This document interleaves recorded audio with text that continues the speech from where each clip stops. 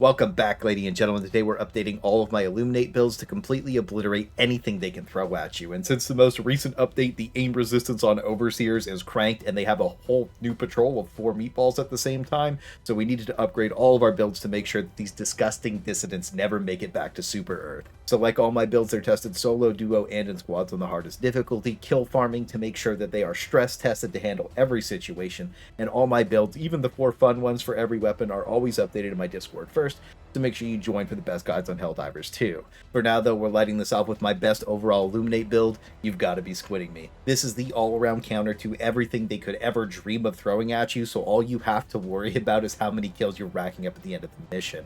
Our main armor is siege ready because we need as much reload speed and extra magazines that we can get for our primary weapons because they're ammo hungry demons. The Scorcher is going to be the ultimate flat out best weapon all the time for everything they have. It only takes 1 magazine to drop a meatball 100 to 0, and it's insanely good at killing Overseers. It doesn't matter if they're flying around or if they pop a shield, you just hammer 4 shots into them and they just evaporate from the screen. It also lets you kill jets before they can even get halfway through their strafe, so it becomes a super simple point and click adventure. Our main attachments for the Scorcher are going to be pretty much the scope of your choice. I prefer something a little more for long range, but it's mandatory that you take in the angled foregrip for that 25% hidden sway reduction bonus that you get from it. It just helps you stay on target because the inbuilt sway on this thing really sucks to deal with, and without that you can pretty much blitz anything down without thinking. One other bonus tip I do have for the Scorch before we move on is the AoE helps stop zombies for 1 second, so it helps you space them out a little bit better. But if you don't have the Scorcher, the Eruptor or the Coyote will do just fine and provide mostly the same role, they'll just be a little bit slower at it. Now, the only things that are going to hang up our Scorcher are going to be Leviathans, which we have a hard counter for, and Harvesters as well, but we're also taking in the heavy machine gun to make sure that they never become a problem. It won't matter if you're blasting the leg joint or the eye, the HMG is going to obliterate every single Harvester insanely fast. The main reason I use this over the medium machine gun is sometimes the Harvester can beam you before you can kill it with the MMG, so this just helps prevent that from happening. But if you do want some more fun swaps, again, the MMG is really good. And then the spear gun really surprised me. If you do get that lucky eye shot, I think it one-shots it. It took me about 3 on average to take down a Harvester just shooting at it randomly, but I really like it because it also stops meatball charges and leaves gas behind to help you CC everything. So you have lots of fun options in here, but every single weapon we take in is going to be insanely hungry for ammo, so we need to take in that supply backpack to help round it out and remove any negatives so we're not camping resupplies all the time. Now in our pistol slot, we do take in the Crisper as the main choice. It has way better fire spread than the other flamethrowers at short range for some reason, and it lets you easily deny an area, rotting out a ton of zombies. Just be careful for that blowback because we aren't wearing fire resistance and it can creep up on you and deal a lot of damage if it combines with any of the gas, and we are going to be combining as much fire and gas rot damage as possible. Gas grenades are going to be the go-to because of that on-demand area denial. The confusion effect helps slow the game down so we can focus on priority targets. Not having to worry about the pressure from the zombies and meatballs gives you a ton of time to think, and that way the Harvesters and flying Overseers don't randomly instant give you. It just makes the game feel so much better to play when you don't have to worry about all the nonsense. Plus, when you combine fire and gas damage, it lets you rot everything out super fast. But if you don't feel like you need the gas grenades, Pyrotechs are great for snapping up Harvesters, and they have great ground area denial. Then I also used to take in Impact Incendiaries a lot, so if you have those, they're really fun. But in our last 2 Stratagem slots, I love taking an Eagle Napalm. I feel like it gets a ton of value. The cooldown rotates perfectly to be up for pretty much every flare that I needed and in between. Plus, meatballs take double fire damage, so just having that on those massive spawn spikes just prevents everything from snowballing out of control. Then even 1 or 2 gas grenades help keep them locked inside of it. Now in our last strat slot, we do have a few weird flexible options. These are mainly for if Leviathans are turned on or off. As of making this, they've been disabled for like quite some time, but if they are online, taking the recoilless rifle or anti-tank emplacement to deal with them is the best way to go. I like the recoilless a little bit more because I feel like it's easier to use solo, or like when you're in a group, usually you're playing by yourself most of the time, and you can't really get overran by it like the emplacement. Like sometimes the meatball comes up and spins on your emplacement, it's GG, but all you need to do is shoot the wings off of the Leviathans and not kill them like we are. This makes them float around basically doing nothing until they despawn, and you kind of just want to use the RR as a disposable every time one spawns, or if there's multiple, just try and team load the wings off or camp a resupply to deal with them. Now, if the Leviathan modifier is not active, I take in Gas Strike for the extra area denial. It's massive AoE combined with Eagle Napalm. It basically lets the game play itself. But sometimes you are going to get very annoyed with Overseers. The aim resistance, like sometimes it bugs out and they just Mach 10 fly away from your reticle. Sometimes it's left, right, stratosphere. And if you don't want to deal with that, we lock in the Wasp with our Elite Hunting build. It only takes 1 rocket per Overseer, and it auto-tracks them, letting you instantly delete them without having to think about it. That flying Overseer aim resistance means nothing when the missile is EP, because the missile knows where it is by knowing where it isn't. And I think that this setup really just lets you fry every annoying enemy that the Illuminate has without breaking a sweat. That way you can just enjoy playing the game against them.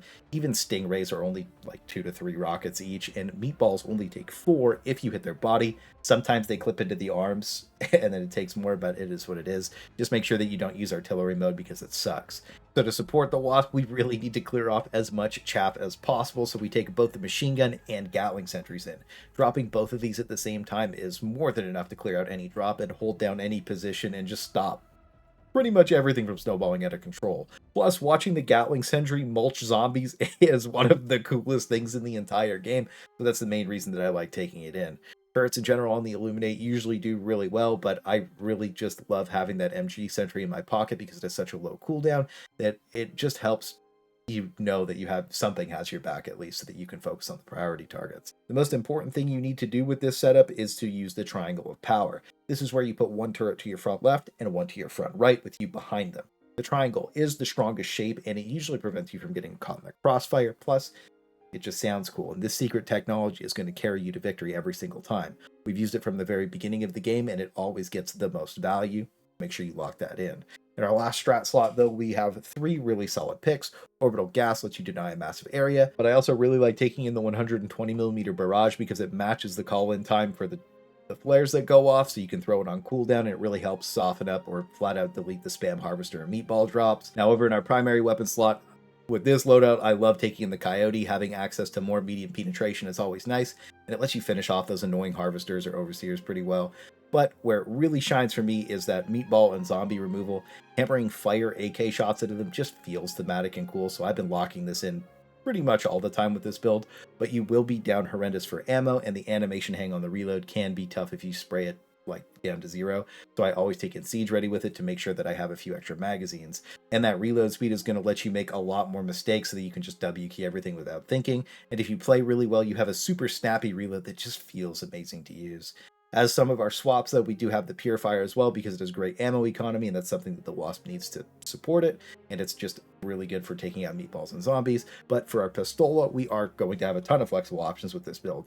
The Crisper is going to give you that area denial, whereas the Talon and Verdict provide the same role of spray down removal of whatever gets in your face. I do think this is a personal preference, but I love using the Verdict, and I really highly recommend it because the animations and audio are peak, plus it's kind of a sleeper secondary that can be easily used as a primary weapon when you run out of options. But if you feel like you need better harvest removal, you can grab the ultimatum, and if you just want an easy way to blow up the UFOs, grab the grenade pistol. You can pretty much take whatever you feel like you need with this. Now finally, in our grenade slot, we're going to go with gas again. It just has that ability to stop everything, but it gets a lot more value here as well because it just prevents things from getting to your turret, so it just lets them hammer everything down. Now finally, our last big blasted build for the squids is, whoops, only lasers. The big thing for the squids for me is that they always try to keep you moving and running around, so the idea here is to never stop shooting. And after you play this, you will feel like most of the other builds are too slow, because if you hot swap between the last cannon and the Scythe, you never have to stop shooting with this setup. Plus, all the lasers light enemies on fire, and when you combine that with gas damage, you get just a crazy amount of ticking damage going off everywhere. And so to get easy access to all that crazy damage, we are locking in the gas grenades, and for our primary weapon, the Scythe does need a very specific setup. This is the overall best way to run it, but the high capacity heatsink is going to let you shoot for just enough time that you can swap to your laser cannon and shoot that to almost overheat. Then you can just go back and forth between them for the perfect cooldown to always be blasted. For the Scythe, we do take in the angled foregrip to help remove that weird sway for that hidden value of 25% again, and if you are staying thematic, in your pistol slot, you should run the laser pistol for triple lasers because it's fun to run, but you don't really need it because you have 100% uptime already. And I really found that running the Crisper just to have that extra area denial so that way we could like lock a choke down or whatever really helped round the build out for when there was just too many zombies on the screen and we couldn't just slam through them all with the laser cannon or the scythe. Now, the laser cannon is ridiculously good on this faction. It is a silent weapon, so like you could kind of knock these guys out really far away without them doing anything if they're on a POI. And it also one-ticks Overseer's heads off, basically instantly killing them if you lock that in. Plus, you can easily take down Harvesters super fast to the leg joints, and if you're feeling spicy, you can just blast the eye and it drops them insanely fast too. Matching laser energy with laser energy always just feels really good to me for some reason. But another awesome thing is that it melts the jets, so you can pretty much bring the laser cannon to knock down every important threat and have infinite ammo doing it. So that's why I love the laser cannon on the squids. And then when we combine all of our laser technology with the laser guard dog, we have a crazy amount of democracy per second going out. This thing helps melt all the zombies off of you and keeps pressure on the meatballs when you need to kite. So I think it gets a ton of value here. And then in our last 2 stratagem slots, if you want the full laser effect, take the orbital rail cannon strike with the orbital laser, then you can just throw them out and do whatever you feel like. But if you want something a little more well-rounded, the gas strike is pretty much the best go-to again for the area denial. And then if you swap the orbital laser over to Gatling Barrage, it puts a ton of damage down on point, letting you combo both of those and your lasers for some absolutely ridiculous on-demand damage pretty much wherever you're going to need it, because everything has such a low cooldown, and it's just really fun to cast low cooldown stratagems. And if you want to truly stay thematic to the only lasers build, you need to rock the Piss Boy medium padded armor. But if you don't have that, any medium padded or B24 Enforcer is going to be just fine. It's just very important that you have above 100 armor on the squids for that headshot damage reduction. That way the flying overseers can't just insta-gib you with a quad headshot. As for our boosters, it's a super standard setup with a stamina and vitality enhancement like it is on every faction. Basically everybody has to run these all the time because they're so good at a baseline. And then Hellpod Space Optimization lets you have a great reset when you feel like getting superheated by a harvester laser or meat spun by a meatball. And finally, Experimental Infusion gives you the extra damage reduction and speed, which helps make the game feel way better to play by stopping a bunch of the random, like, almost insta deaths. The big tip I have for you is to pre-stim with this before you get blasted by the overseers to prevent any weird one-shots, and that should be everything you need to go blast the squids with. So wish you the best luck out there. Oh, I got turned into a fleshlight. But you ignored it. Yeah. I thought that was how you're supposed to deal with it. I was wrong. You ever get turned into a fleshlight yet, Relic? That's crazy. First time for everything. Let me know.